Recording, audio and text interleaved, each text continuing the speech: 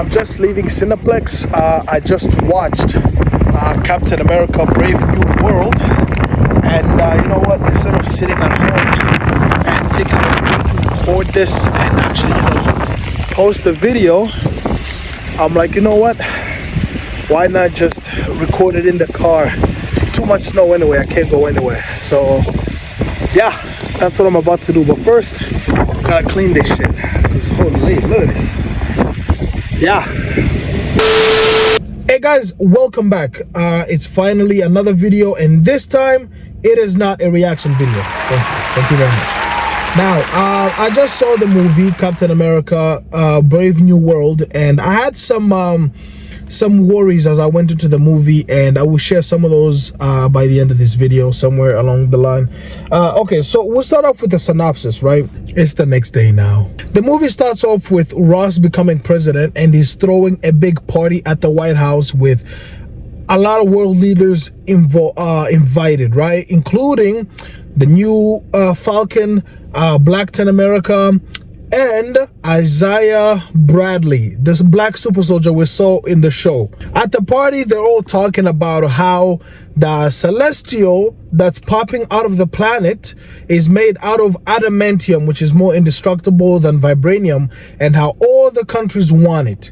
And so countries like the US and Japan are trying to make a treaty where all countries all over the world can have their equal share of the adamantium that's coming out of the Indian Ocean. But Isaiah Bradley, who's been a good guy so far, gets up, steals a gun from an agent, and tries to kill the president.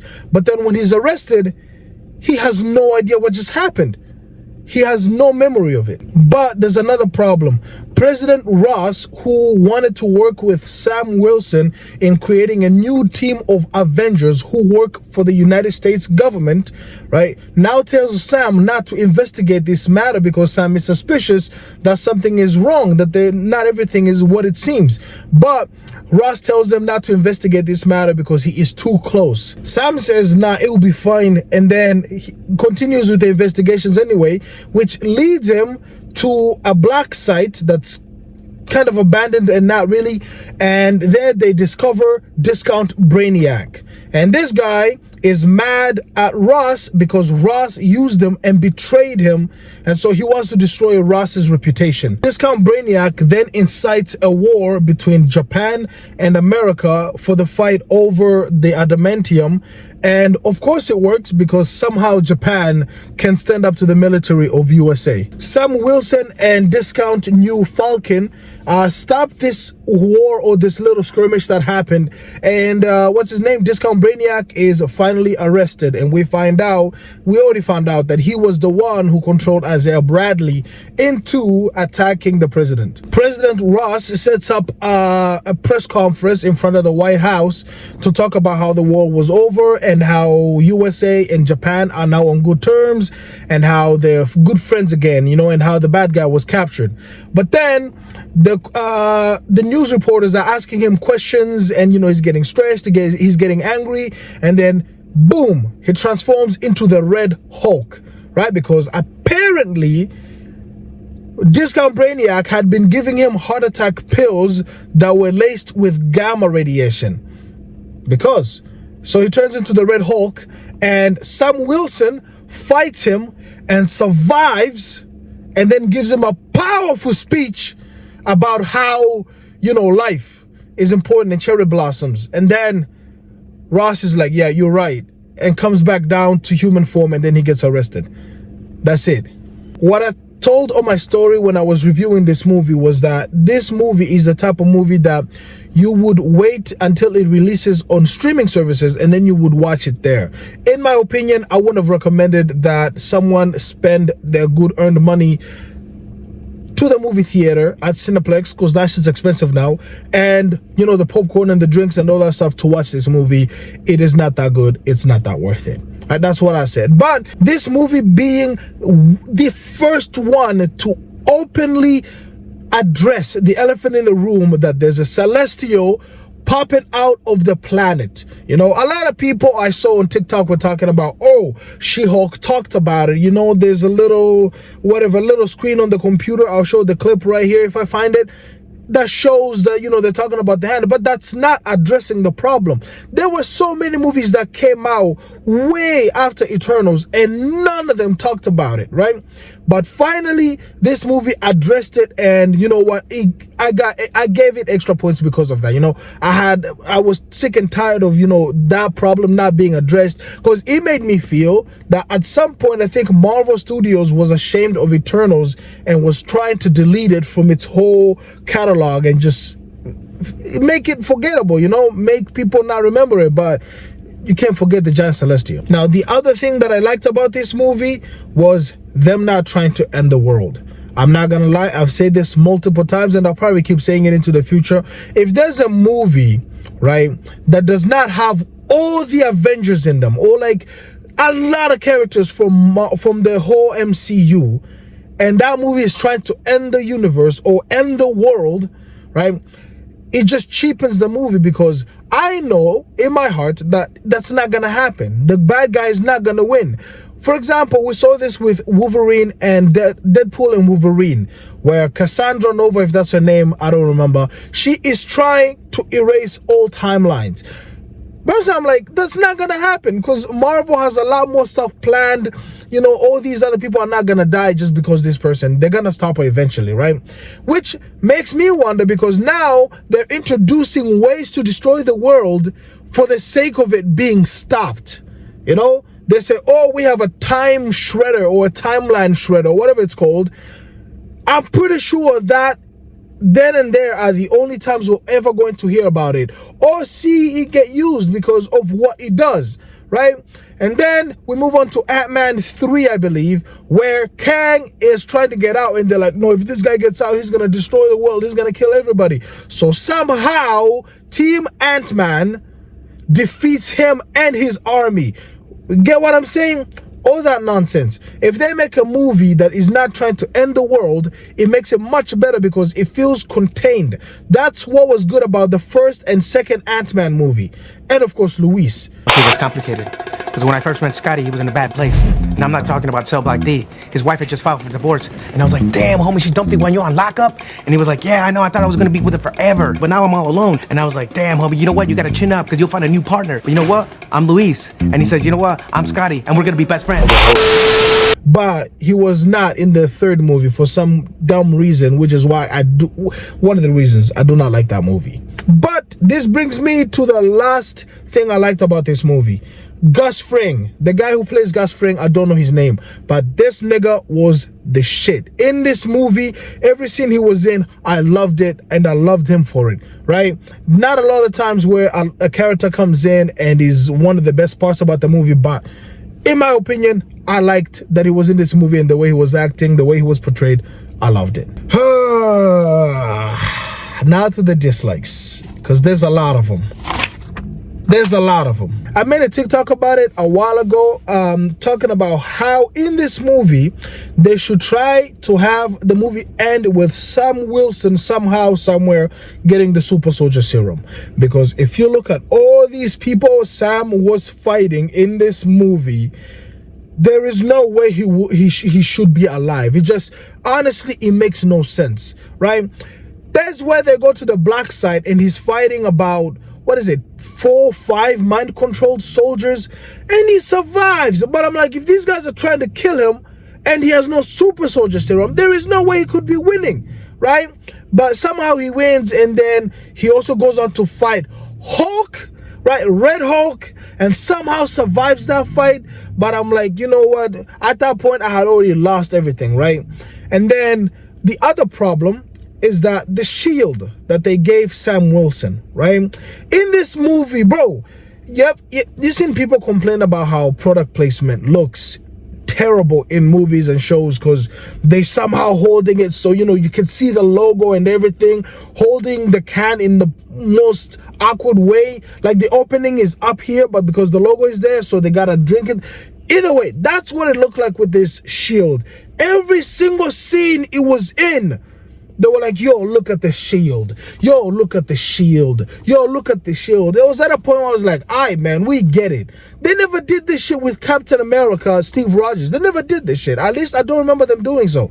But every single time the scene came into the movie, boom, look at this, yo, look at this, I was like, bro, enough, right? And then in terms of the shield, throwing it, it's just like what I said earlier. Sam Wilson does not have the super soldier serum. So when he was throwing this shield, right, I had to suspend my disbelief because I was like, yo, I actually don't even know what that meant. Either way, I had to just block my mind and just erase it because I was like, how is this man throwing the shield strong enough for it to hit 1, 2, 3, 4, 5 and then come back to him? He's just a regular human, right? That part I did not like, and I feel like all they had to do was give him the super soldier serum. It's not going to change anything about him. But I think they were going into the more political stuff. Oh, what's his name? Steve Rogers gave you the shield because you're you and you're not anybody else. You're you, so you don't need the super soldier serum. I said, boy, you need to shut the fuck up, man. You actually need to shut up. They had Bucky say this shit of all people, bro. Bucky. Now, the only other last problem that I'm gonna bring up that was bad with this movie was the politics, all right? I get it was a political movie, you know, White House, president and everything, but that's not necessarily the bad part. The bad part was the fact that they kept rehashing the Isaiah Bradley stories like, oh my God, did you know this guy? He served the United States and he was captured in a prison and tested on. Because United States, whatever, right? And I'm like, okay, we found about this last time in Falcon and the Winter Soldier. We know all about this. Why are you bringing it back? This guy's like, oh, I don't want to go. I don't trust the government. I don't want to go into the White House. I should have stayed into the, I should have trusted you. I'm like, bro, I don't care. Right? I came here to watch this movie about this guy with a shield kick ass, right? And this whole thing about, you know, Isaiah Bradley, Captain America, Sam Wilson, I just did not care for it, right? Which brings me to my last point, and that was the name Cap. You know how I said that they kept throwing the shield up like, yo, look at this, look at this. That's what they did with Cap, right?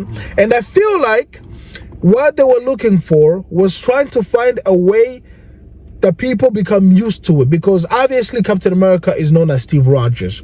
Majority of the people know him as Steve Rogers, but since Steve Rogers is probably dead or something and the new Captain America is Sam Wilson, they want people to not know him as Falcon or Sam Wilson but as Captain America. So for some reason, everyone in this show, including random ass people, are calling him Captain America. Hey, Cap, Captain America, Cap. I'm like, huh?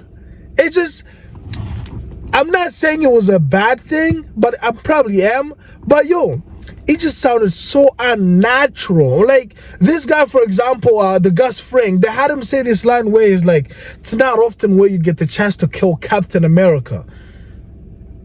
And for me, I'm just in my mind, I'm like, bro, him, he does not even have the super soldier serum. They're not on the same level. But for me, I did not like that. Now, what are the next steps that Marvel can do, right? Aside from, you know, CGI or maybe having my boy Sam Wilson do some extra push-ups so he doesn't look like a kid carrying that shield.